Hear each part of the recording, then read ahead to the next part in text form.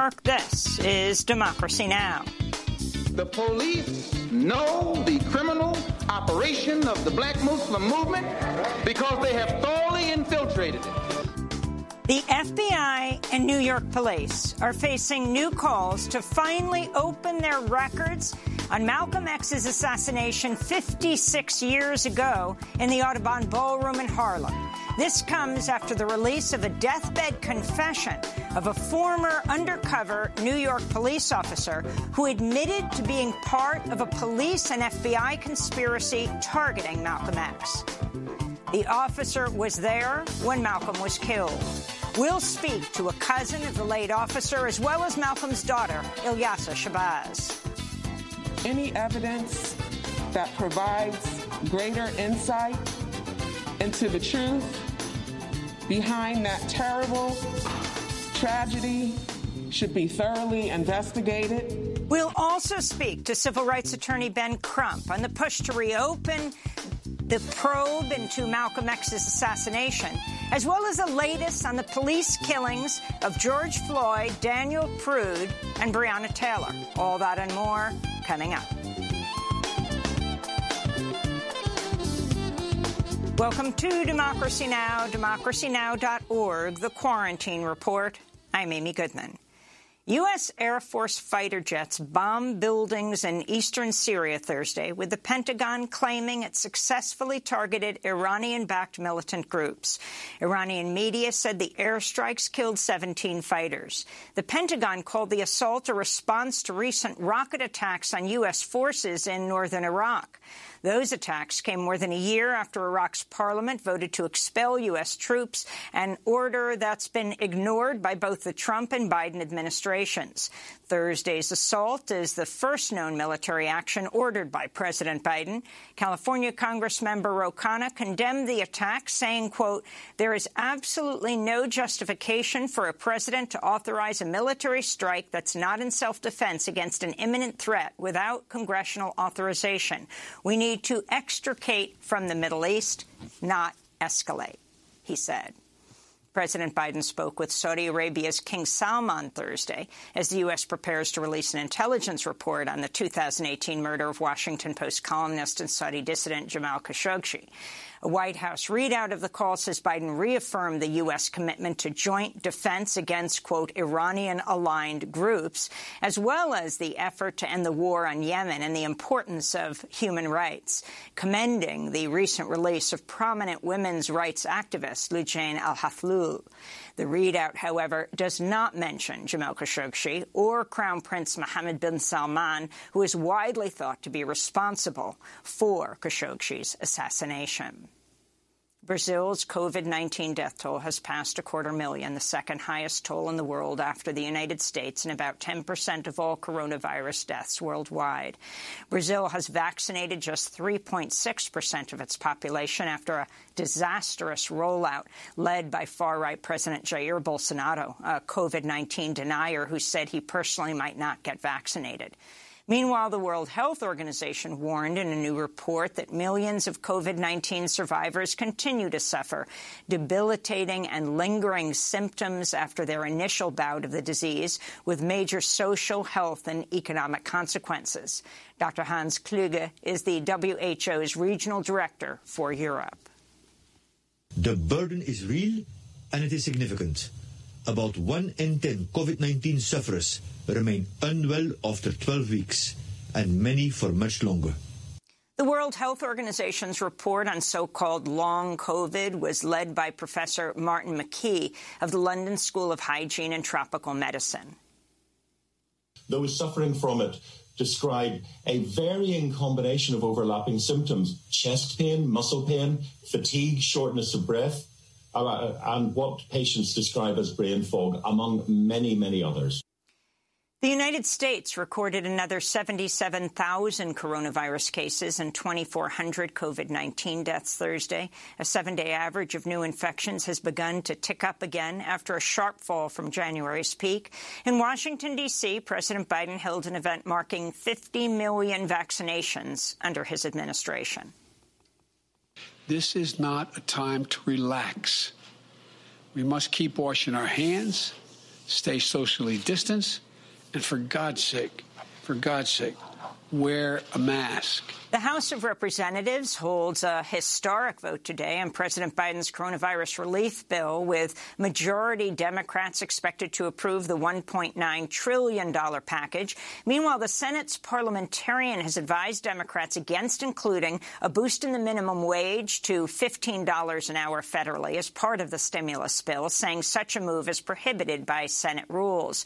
Progressive Democrats are calling on the Senate's presiding officer, Vice President Kamala Harris, to disregard the advice of the unelected parliamentarian in order to fulfill her campaign promise to more than double the minimum wage. Since 2009, the federal minimum wage has remained at $7.25 an hour and just $2.13 an hour for millions of workers who receive tips.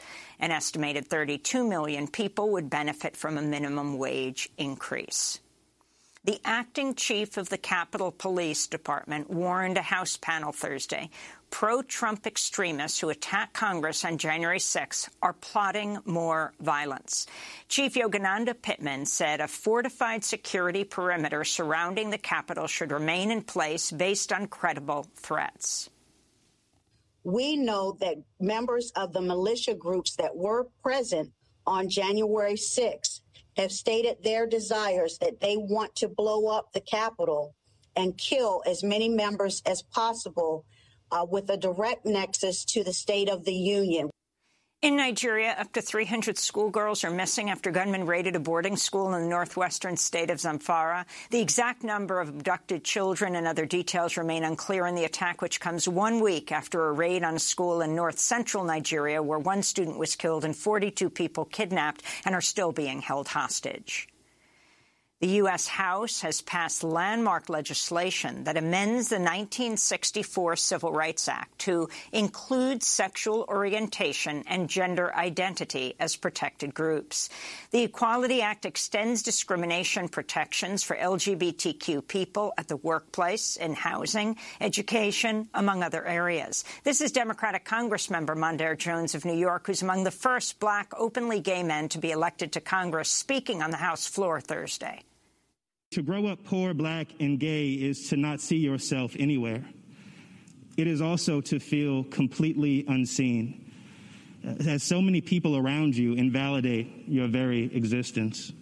Today, we send a powerful message to millions of LGBTQ people around the country and indeed around the world that they are seen, that they are valued, that their lives are worthy of being protected. The bill is expected to face an uphill battle in the Senate, where Republicans largely oppose the Equality Act. Meanwhile, Republican Senator Rand Paul's facing backlash over his transphobic attacks against Rachel Levine during her historic confirmation hearing for Assistant Health and Human Services Secretary. On Thursday, Senator Paul repeatedly compared hormone therapy and transition surgery for trans people with genital mutilation. Levine responded, quote, "Transgender medicine is a very complex and nuanced field with robust research and standards of care," unquote. If appointed, Levine would be the first out trans official to be confirmed by the Senate. This comes as far-right Republican Congressmember Marjorie Taylor Greene is being condemned for hanging a poster outside her office that reads, quote, "There are two genders, male and female. Trust the science." Greene displayed the poster after Democratic Congresswoman Marie Newman of Illinois raised a transgender pride flag outside her office, which is directly across from Greene's. Newman's daughter is transgender. A warning to our viewers, the next two stories contain descriptions of sexual harassment and violence. In New York, a former top aide to Governor Andrew Cuomo is accusing him of sexual harassment and intimidation.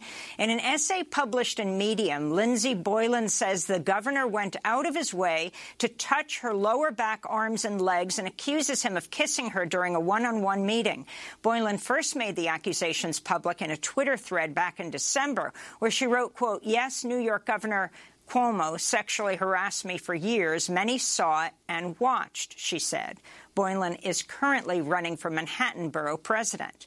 Meanwhile, Governor Cuomo faces a probe by the FBI and a federal prosecutor over his administration's cover-up of thousands of COVID deaths in nursing homes.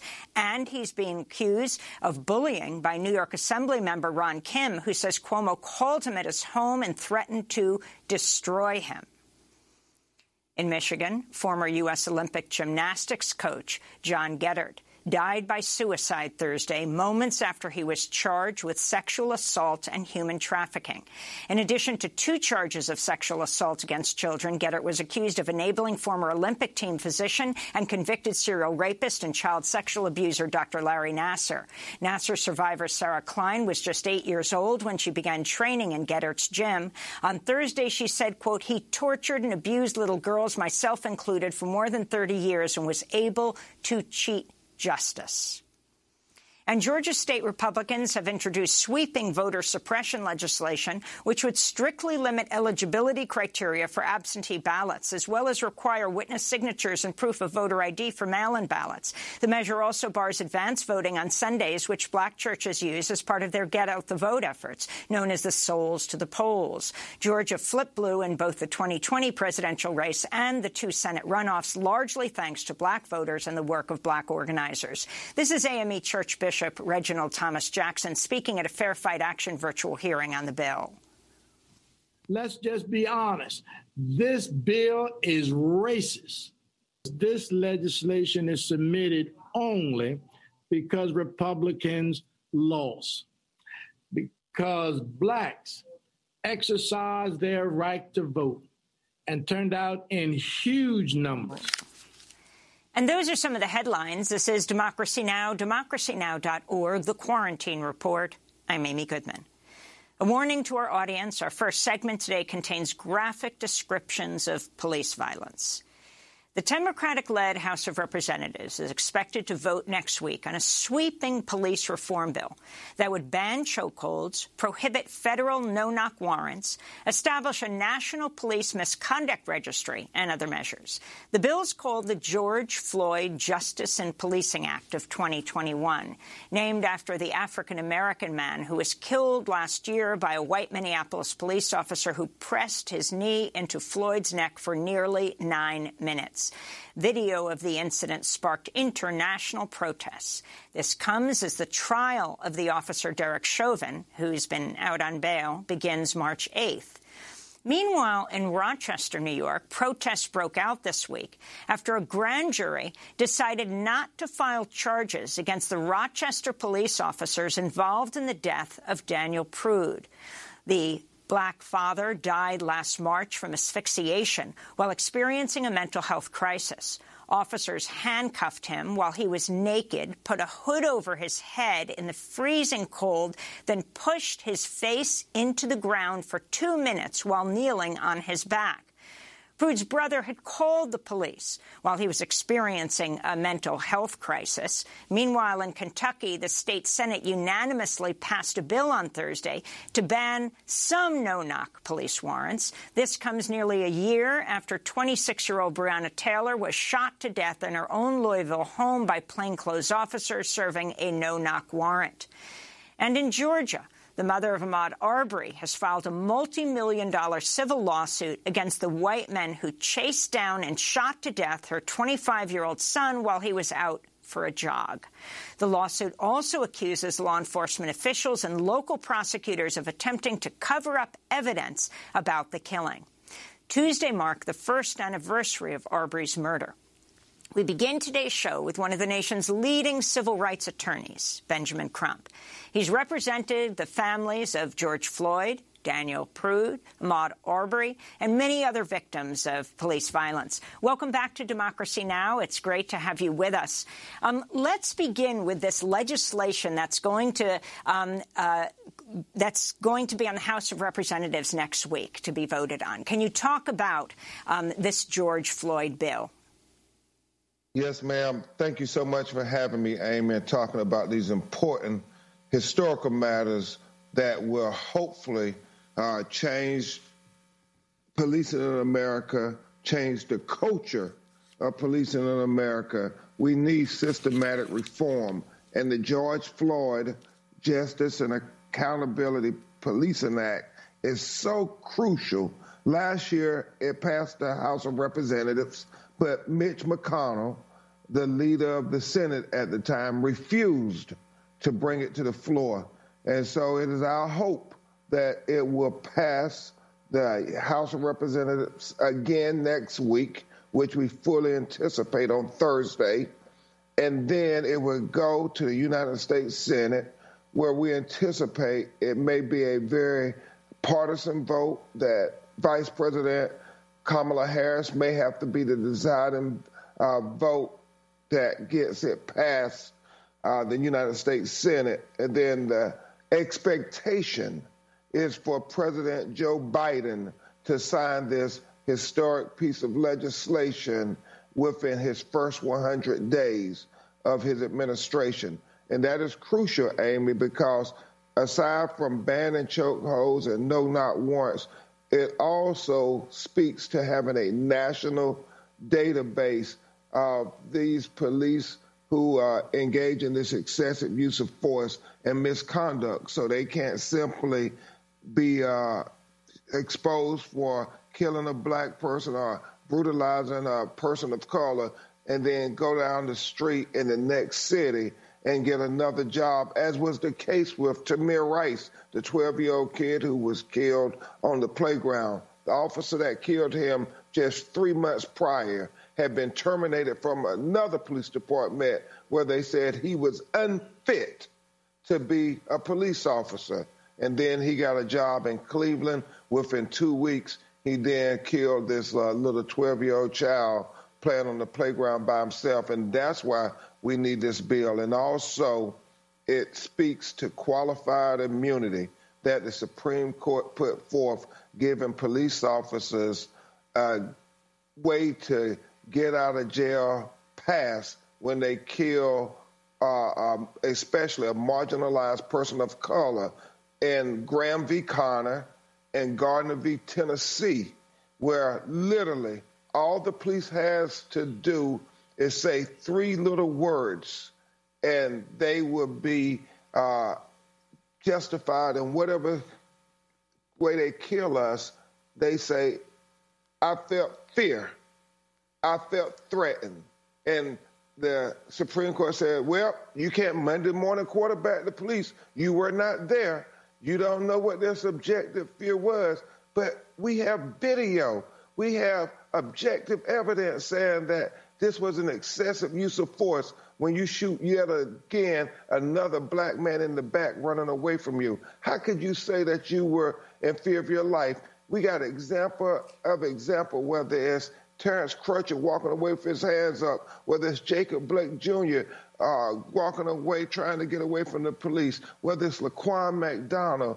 I mean, in all these situations, the police tried to say they were in fear of their life, even though the black people were running away from them when they killed us. So that's why we have to pass this legislation to have systematic reform and a change in culture so we can truly say that the courts respect Black Lives Matter.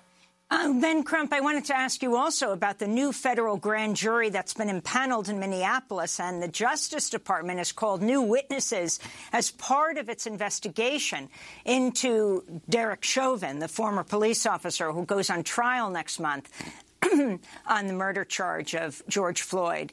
The significance of this, and could this lead to more charges filed against Chauvin? We certainly expect the federal government to bring charges against Officer Derek Chauvin in violation of the civil rights of George Floyd, who he tortured to death by putting his knee on his neck for 8 minutes and 46 seconds.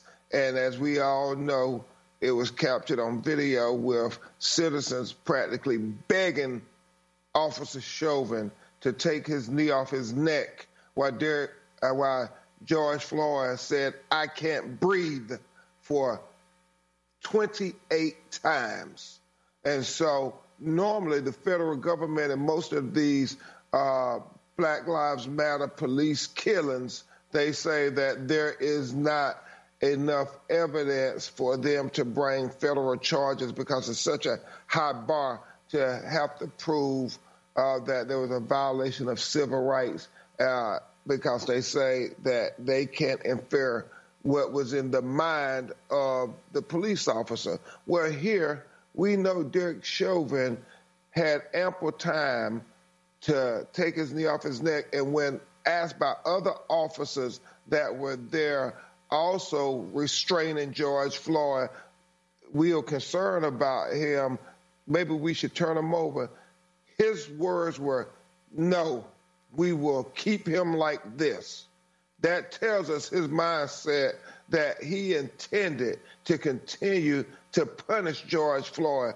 And for what reason? We saw in the video, George Floyd was very compliant with the police officers. They did not have to torture this human being to death. I wanted to ask you, Ben Crump, about another case that you're involved with, and that's the case of Daniel Prude, this horrific killing almost a year ago in Rochester. Major protests this week because a grand jury refused to charge any of the officers involved. Daniel Prude's daughter, Tashira Prude, appeared on CNN in September calling for the Rochester officers involved in the killing to be fired and charged with murder. This is what she said. I would like to see them be fired and charged with murder. There's video footage of these people suffocating my father. My father was murdered by these police officers. There's no reason why they should be on a paid suspension. They should be arrested and they should be tried as the killers that they are. And so now this grand jury has refused to indict, and despite the calls for the charges to be brought by New York's Attorney General Letitia James, whose office led the investigation. She said most recently, Daniel Prude was in the throes of a mental health crisis, and what he needed was compassion, care, and help from trained professionals. Tragically, he received none of those things. Can you talk about the refusal to indict? Yes, it's regrettable that many times, because the grand jury proceedings are secret, we don't know what evidence was offered by the prosecutor to the jurors in making their determination. We must remember in Breonna Taylor's case and Michael Brown and Ferguson, Missouri case, one of the rare instances where we saw the inner workings of the grand jury. We saw that the prosecutors put forth a very weak case, and when you put forth a weak case to get a prosecution, then you won't get the grand jury to decide. Amy, it has been said that a prosecutor can indict a ham sandwich because 99.999% of the time when a prosecutor wants an indictment, a prosecutor gets an indictment. Oftentimes, prosecutors, because they have this symbiotic relationship with law enforcement, will give greater consideration to police officers than the unknown African-American or Hispanic citizens that they have no relationship with when they go in that grand jury proceeding. We saw it so many times throughout the country. It is historical where they will try to wash the blood off their hands by saying, well, we presented to the grand jury and the grand jury found no probable cause. Well, we don't buy that. We know that's part of the intellectual justification of discrimination that leads to the legalized genocide of black people in America. And that's why we have to have systemic reform to change the entire culture of criminal justice in America. As we said after Michael Brown grand jury decision was announced, the whole system needs to be indicted.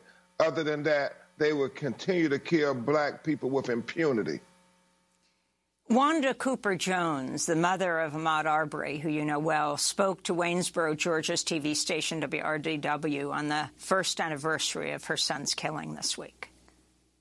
I wouldn't say that I've healed much. I've learned how to take day by day. Sometimes hour by hour. I mean, I pray and I stand on my faith, and God will get me through. What's been the hardest part? To just imagining life without Ahmaud. I'm very confident that we will get justice, but what's so fearful is that after justice, Ahmaud won't be with me. Can you talk about the substance of this lawsuit as we wrap up this segment of the show? I can't, Amy. This lawsuit was filed by our legal team to be able to make sure that this murderous father and son duo of Travis and Gregory McMichael will be held accountable. But also, Amy, Attorney Lee Merritt, Attorney Chris Stewart, and us, we want to make certain that the government officials like the district attorney and the police department there in Brunswick, who seem to have condoned at best and in ways participated or conspired to allow these murders to evade justice. Remember, Amy, it took 10 months for them to just be arrested. You know, we had to get the video released because even though the police saw the video of Ahmaud Arbery being lynched for jogging while black on the first day, they took the word of the lynch mob who said it was self-defense. It wasn't until we, the people, who saw the video when they finally arrested these murderers after 10 months of them sleeping in peace in their bed. And that's why we continue to argue, whether it's in the Malcolm X case or it's in Breonna Taylor, Ahmaud Arbery, Jacob Blake Jr., we argue transparency, transparency, transparency. We won't let you kill our leaders and our people and then sweep it under the rug and say that their lives didn't matter. Ahmaud Arbery life matters, Breonna Taylor life matters, George Floyd life matters, Daniel Prude life matters, and Malcolm X, who I argue was the personification of Black Lives Matter, his life matters. And that's why we're demanding transparency plus accountability. That's the only way we get to justice. Which brings us to our next segment. Benjamin Crump, we want to ask you to stay with us, civil rights attorney representing the families of George Floyd, Breonna Taylor, Daniel Prude, the family of Ahmaud Arbery. In all of these cases, Taylor and Prude and Floyd, the victims of police violence. He's staying with us after this short break, after new calls to reopen the probe of Malcolm X's assassination following the release of a deathbed confession of a former undercover New York police officer. We'll be speaking with the officer's cousin. The officer admitted to being at the scene of Malcolm X's assassination, working undercover in a FBI police conspiracy targeting Malcolm. Stay with us.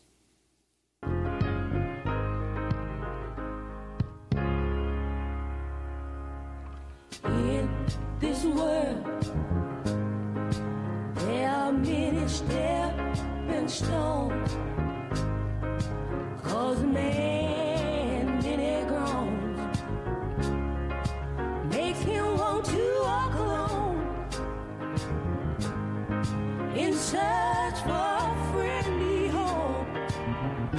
Oh, but my friend, it's our light on top of the hill, let it shine long as it will, letting the world see the good, the love, the peace in me. Oh, the light on the hill makes you want to hold and feel the light on the hill. Light on the Hill by Mary Clayton. This is Democracy Now!, democracynow.org, The Quarantine Report. I'm Amy Goodman. The FBI and New York police departments are facing new calls to finally open their records related to the assassination of Malcolm X, shot dead 56 years ago at the Audubon Ballroom in Harlem, February 21st, 1965. This comes after the release of a deathbed confession of a former undercover New York police officer who admitted to being part of a broad New York police and FBI conspiracy targeting Malcolm. In the confession, the former officer, Raymond Wood, who died last year, admitted he entrapped two members of Malcolm's security team in another crime, a plot to blow up the Statue of Liberty, just days before the assassination. On Saturday, Ray Wood's cousin Reggie Wood read the letter at a news conference at the Shabazz Center in Harlem. It was my assignment to draw the two men into a felonious federal crime so that they could be arrested by the FBI and kept away from managing Malcolm X's Audubon ballroom door security on February 21st, 1965. In his letter, Raymond Wood also revealed he was inside the Audubon ballroom at the time of Malcolm's assassination. At least one other undercover New York police officer, Gene Roberts, was also inside after infiltrating the security team of the Organization of Afro-American Unity, the group Malcolm founded after leaving the Nation of Islam. Both officers, Wood and Roberts, were part of the Bureau of Special Services and Investigations, or BOSSI, a secretive political intelligence unit of the NYPD nicknamed the Red Squad. Following Malcolm's assassination, police arrested 3 members of the Nation of Islam for his murder, but questions about the guilt of the men have lingered for decades. In his letter, Raymond Wood openly says one of the men, Thomas Johnson, was innocent and was arrested to, quote, protect my cover and the secrets of the FBI and the NYPD, unquote. Ray Wood's letter echoes claims in recent books by Manning Marable and Les Payne that some of Malcolm's actual assassins were never charged.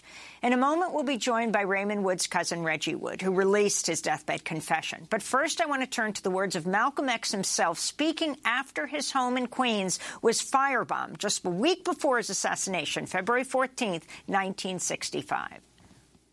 My house was bombed. It was bombed by the black Muslim movement upon the orders of Elijah Muhammad. Now, they had come around they had planned to do it from the front and the back so that I couldn't get out. They covered the front completely, the front door. Then they had come to the back, but instead of getting directly in the back of the house and throwing it this way, they stood at a 45-degree angle and tossed it at the window, so it glanced and went onto the ground. And the fire hit the window, and it woke up my second oldest baby. But the fire burned on the outside of the house. But had that one gone through that window, it would have fallen on a 6-year-old girl, a 4-year-old girl, and a 2-year-old girl. And I'm going to tell you, if it had done it, I'd taken my rifle and gone after anybody in sight.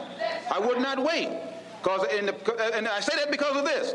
The police know the criminal operation of the black Muslim movement because they have thoroughly infiltrated it. Because they have thoroughly infiltrated it. Those are the words of Malcolm X right before his assassination, right after his home was firebombed in February of 1965.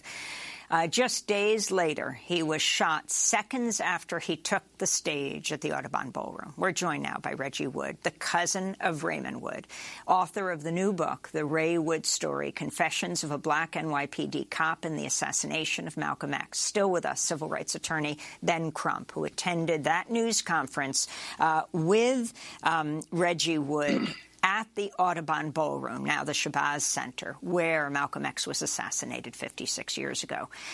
Reggie, thank you so much for joining us. You read parts of the letter this weekend.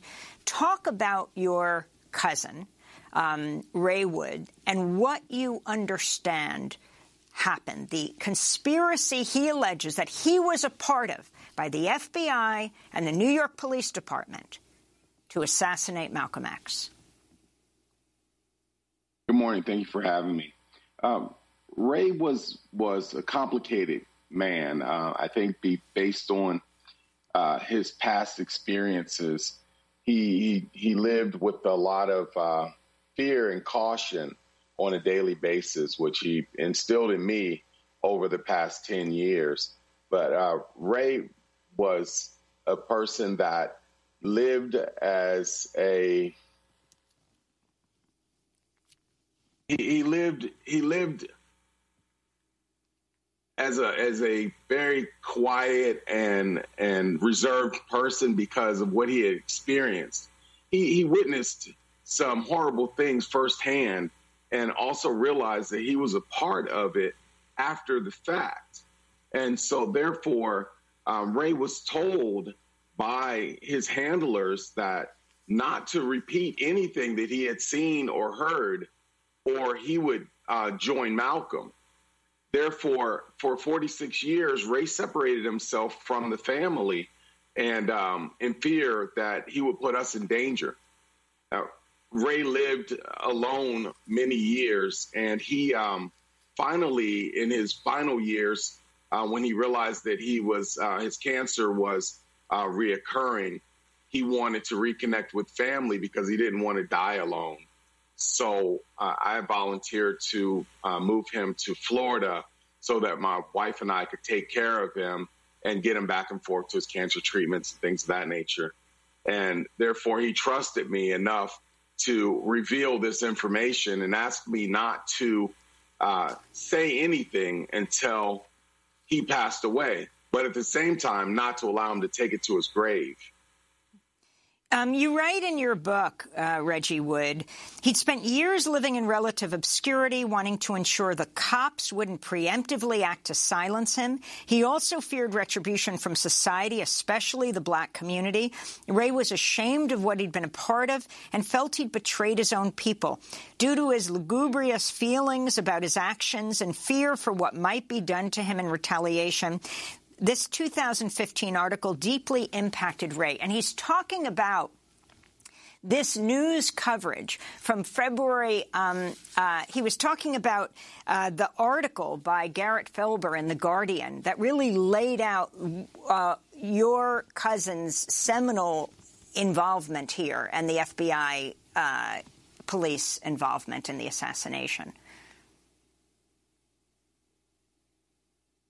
Yes, that book really details everything that happened. I felt that after consulting with Mr. Crump, I was looking for the best way to put this information out there. I wasn't sure if it was safe to turn it over to authorities. Therefore, I just wrote everything that Ray told me into this memoir and made it available to the world so that everyone would see it and hear it at the same time. And I think that's the best way to do it. It's a load off of my back because I'm no longer in fear of the government trying to quiet me as well.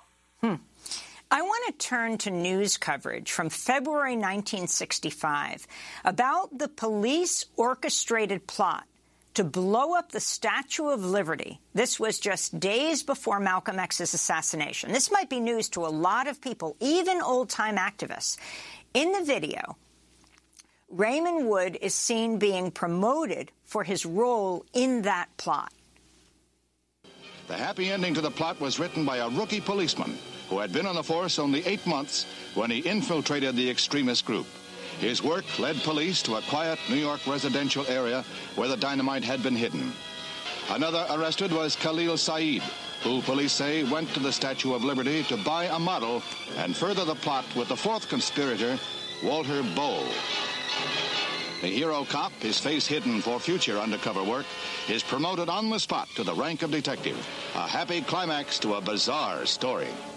The arrests were carried out on February 16th, just days before Malcolm X was assassinated. And this is very significant, Reggie Wood, as you know, this so-called Statue of Liberty plot, because these men who were arrested were the security team of Malcolm X, meaning he wouldn't have them there February 21st, a few days later when he was assassinated.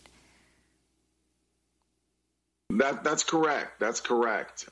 As we were doing our research, my research assistant, Lizette Salato, really helped me put the pieces together. We whiteboarded everything that Ray said and attempted to connect it to facts that the FBI had released and that historians had pulled out. And we worked closely with some historians to try to corroborate the information that was there. And once we were able to do that, we were able to present that information to Mr. Crump and show that this was a legitimate situation that needed to be brought to light. Now, in the 2015 article in The Guardian, historian Garrett Felber reveals notes written by the late Japanese-American activist Yuri Kochiyama. At a meeting held in 1965, she identified Ray Wood to be at the scene of Malcolm X's assassination. She wrote, quote, Ray Woods, she wrote with an S, Ray Woods is said to have been seen also running out of Audubon, was one of two picked up by police, was the second person running out, Yuri wrote. This appears to substantiate some of the accounts of a second man taken into police custody after the assassination. I spent many hours with Yuri Kochiyama talking to her at an assisted living facility at the end of her life in Oakland before she died. Can you talk about what happened at the assassination? Because Yuri is right here. She was very close to Malcolm X, up on the stage with him as well at the end as after he was shot. That your cousin ran out and was taken away by police. Yes, what Ray basically explained to me was that once he saw what was going down and he realized what had actually happened after spending time with Mr. Saeed and Mr. Bowe, he was there and he reminisced or thought about the situation with him coming into the Audubon without being checked. He thought about the fact that those guys were in prison as we spoke. And he decided he needed to get out of there. And as he was leaving, some individuals that knew him from his other undercover work, and he had been exposed somewhat from the bombing case, saw him and they attempted to grab him. As they were grabbing him, trying to restrain him, a police officer intervened and grabbed Ray and took him into the police car. And from there, they took him to the precinct and put him into a cell where he sat there for 3 to 4 hours, not knowing what was going on. The only information that he had was listening to the chatter on the radio while they were transporting him to the police station. And later that afternoon, the same two gentlemen that told him to go to the Audubon came and removed him from his cell and drove him back home and told him, quote, do not speak of this again, or you will face similar consequences. Did he know Gene Roberts, the other undercover officer, or at least one other that we know of who was there? No, he did not. He did not know him. He did not know he was an undercover. He assumed he was part of Malcolm X's team. So, Ben Crump, you ended the last segment where we want to talk at the end of this segment, and that is the issue of what evidence is out there that the police or the FBI is hiding and what you are calling for. It's interesting that last week a court ruled that the disciplinary records of New York police going back for years must be released. De Blasio said they're releasing them, the mayor of New York. Not clear if they're being released at this moment. That's disciplinary records. And the police unions have been fighting this tooth and nail. What are you calling for in this case?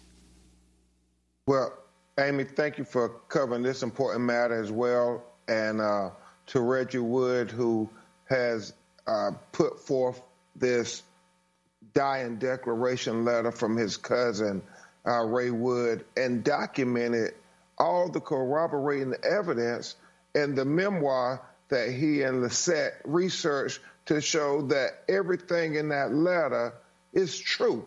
It is legitimate, and that's very important to help exonerate all those black people who were wrongfully convicted by Ray Wood's work, all those people who have been conspired against by the NYPD and the FBI, whether that be Walter Bowe, Khalid Saeed, whether it be Thomas Johnson, who was picked up, who wasn't even at the Audubon ballroom, but to ensure that Ray's cover would not be blown, was arrested and served almost 3 decades in prison for a crime of killing Malcolm X that they all knew he did not do. And also Tupac Shakur's mother, Fannie Shakur, part of the Panther 21, who Ray Wood testified against, saying that they tried to blow up New York monuments. And therefore, quite literally, she was in prison when she had her prince, Tupac Shakur, because of NYPD and the FBI were conspiring to wrongfully convict them. And as Ray Wood said in his letter, their job was to discredit civil rights organizations and black leaders. And that's why we're calling for a Malcolm X commission to be convened by the United States Congress. So his daughters, but also the people who was affected by these felonious actions of NYPD and the FBI to target black people can be exposed, because, Amy, the past is prologue. As Reggie Wood and I have often taught, the same way they targeted Malcolm X for saying that black people deserve equality by any means necessary, they are targeting young Black Lives Matter activists today, labeling them as black identity extremists. And so we need to have our federal government be held to account for trying to stop black people from exercising their First Amendment rights, but more importantly, for being able to declare that Black Lives Matter over and over again. Benjamin Crump, we want to thank you for being with us, civil rights attorney, speaking to us from New Orleans. And thank you to Reggie Wood, author of the new book, The Ray Wood Story, Confessions of a Black NYPD Cop and the Assassination of Malcolm X. Reggie Wood speaking to us from Tampa, Florida. When we come back, we'll get reaction from Ilyasah Shabazz, one of the 6 daughters of Malcolm X, who herself has just written a young adult novel based on her father's time in jail. Stay with us.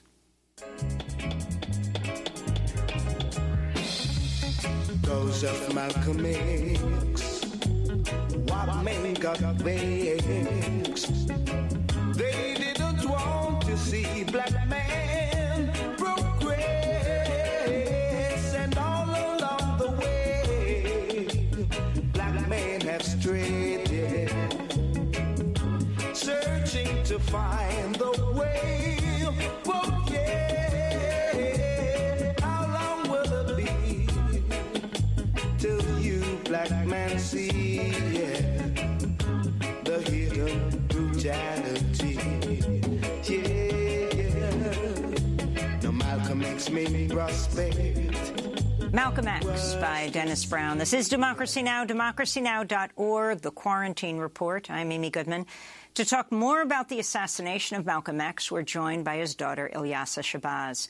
She joined Reggie Wood on Saturday when he released the deathbed confession of his cousin, the late undercover police officer Raymond Wood, who described being part of a police and FBI conspiracy that targeted Malcolm X, was there at his assassination.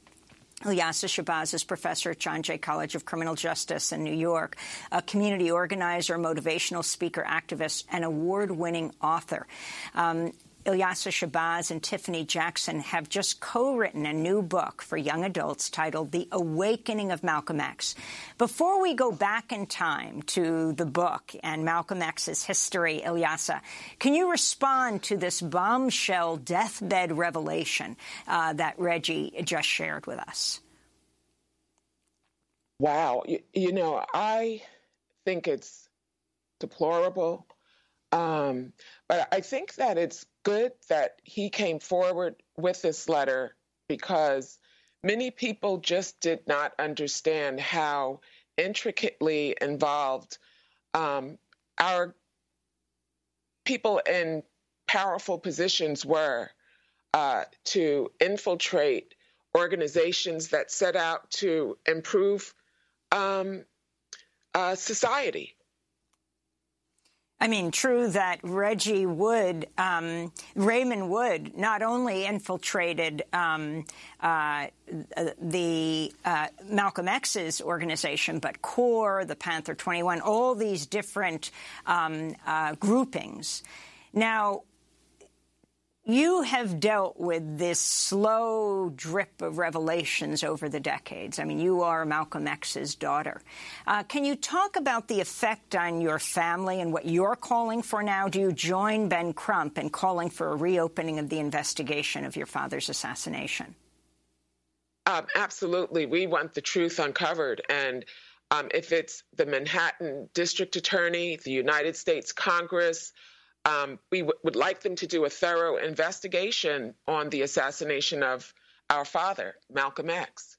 It was quite challenging, you can imagine, for my mother, who was a young woman, pregnant with my youngest sisters, the twins, had 4 babies, to walk into the Audubon excited to see her husband because their home had been firebombed just a week prior on the evening of Valentine's Day.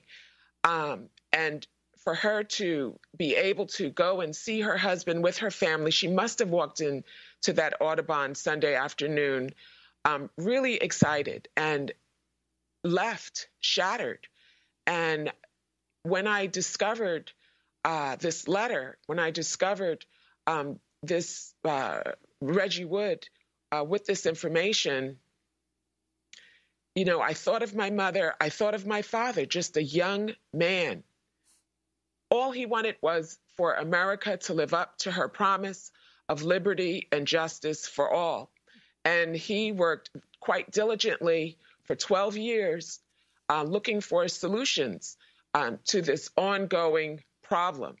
And he provided the biggest critique of America. And I'm happy that the truth can finally be uncovered. And so whatever it takes, I and my 5 sisters are supportive of that effort. You were there 56 years ago, horrifyingly. How old were you? 2 years old, in the Audubon Ballroom where you returned this past weekend. I mean, of course, you've been there many times. It's now the Shabazz Center. 56 years ago, when he was gunned down, you were there with your sisters and mom. That's right. That's right. And, again, I always go back to my mother. It had to have been just so difficult for her, and how she safeguarded her husband's legacy. Because, look, what most people are discovering now is that all of what they learned about Malcolm X, it was absolutely inaccurate. This past summer, while young people were politicized because of this global pandemic, because of being forced to watch this horrific death of George Floyd, going out into the streets, protesting 50 states in this country, 18 countries abroad. And, we discovered that my father was quoted 53.7 thousand times per hour in social media. And this is the clearest indication that people wanted to know the truth about Malcolm X. They knew that Malcolm spoke truth and that he provided strategies and tactics that they could employ to meet these socioeconomic challenges head on. And so I take my hat off to these young people for being diligent as well. I wanted to go to an excerpt of a speech your dad gave at the Audubon Ballroom in '64, about half a year before he was assassinated there. It's called By Any Means Necessary.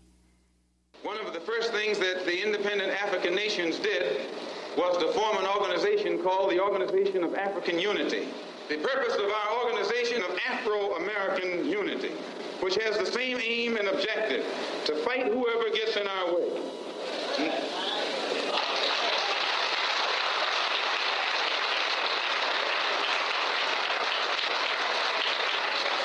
To bring about the complete independence of people of African descent here in the Western Hemisphere, and first here in the United States, and bring about the freedom of these people by any means necessary. That was Malcolm X months before he was assassinated. Ilyasah Shabazz, you have now written a book for young adults called The Awakening of Malcolm X, and it really focuses on his time in jail. Talk about why you chose this period, and what do you think is so critical for young people to take from it? Well, I wanted to first make sure that I showed that Malcolm didn't go to jail and miraculously become Malcolm X, that his parents instilled specific values. And it speaks to all of the smart, forward-thinking adults that, you know, we have to provide guidance for our children. They need an education curriculum that teaches the truth. We can't sit back and expect someone else to do these things for us. If our young people understood that, say, in world history classes, as I teach my students, that Africa is the cradle of the most advanced, thriving civilization ever to exist in mankind. And if they also learned about the impressive kingdoms of Benin, Fudajello, Mali, Egypt, to the same degree that we teach them of ancient Greece and Rome, then we might better appreciate the beauty and magnificence of non-white civilizations in Africa, Asia, and Latin America. And we would have the opportunity to teach our children love, respect, instead of instilling these values of hate and discrimination. Rather, love and respect for ourselves and then for humanity. You know, I think all of these things are extremely important. Write the book in the first person. What was it like to inhabit your father's perspective in this way? Well, talking about the values that were instilled in him by his parents, and Malcolm running from himself, running from his identity, running from the fact that his father was lynched. His father was the president of the chapter president of an organization that was commanded by millions of followers in the 1920s, that he purchased land that was then reserved for whites only. And, you know, the KKK lynched him.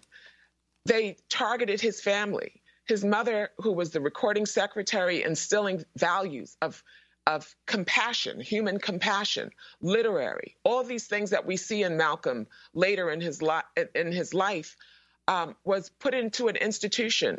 The family was separated. The land was taken. And so when Malcolm finds himself in jail, we find that Malcolm is still smart. He ends up being a star debater on the debate team. The prison debated against Ivy League schools, Harvard, MIT, Boston University, and Malcolm debated about capital punishment. And so we see his compassion, we see his wit, we see his ability to inform and engage others. And so, you know, what we find is that Malcolm studied the dictionary not so that he could learn how to read and write, but he studied the dictionary so he could learn the etymology, the root words, so he could be his best. And when we look at today, the criminal justice system, we know that there are over 3 million people behind bars, that the U.S. spent in 2012 $80 billion taxpayer dollars on correction facilities, not education, not after-school programs. And so the incarcerated population has increased by 700%, and we wanted to focus on the humanity of these people behind bars. And, of course, you dedicate the book to the incarcerated. Ilyasah Shabazz, I want to thank you so much for being with us. The book is called The Awakening of Malcolm X. I'm Amy Goodman. Wear a mask. Stay safe.